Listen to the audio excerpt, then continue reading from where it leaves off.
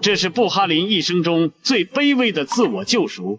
他曾經是列寧最器重的理論家，卻在1928年因為農業集體化路線和斯大林產生分歧，身陷死牢，還給斯大林寫信，私下喊早年昵稱科巴，開出一整套活命方案，只求能活下去。可這封滿是退讓的求情信，最終半點作用都沒起。尼古拉·布哈林是蘇聯元老，列寧生前盛讚他是黨內頂尖理論家，長期執掌《真理報》，領導共產國際。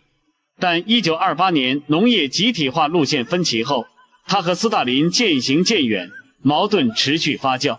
1937年2月，布哈林被逮捕並開除黨籍，關押近10個月後，他清楚自己即將迎來公開審判，再也等不起，提筆寫下一封私人密信，直接遞交給斯大林。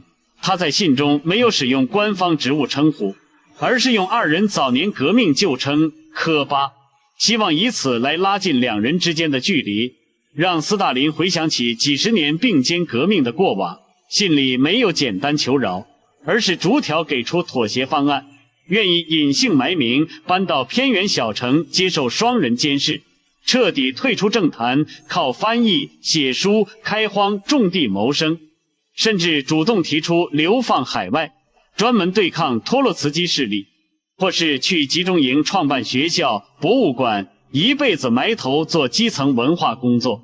他主動表示可以全盤承擔路線層面的政治責任，但堅決否認間諜、暗殺這類刑事重罪。寫完後，布哈林親手密封，要求只能由斯大林一人拆閱。這份信件完整留存於克里姆林宮檔案，證明確實送到了最高層手中。可彼時局面早已沒有私下和解的餘地。1937年中央全會早已定性，各地審訊收集的口供全部指向布哈林。第3次莫斯科公開審判籌備已久，需要一位重量級前政治局委員作為核心被告，向全國展示反黨集團全貌。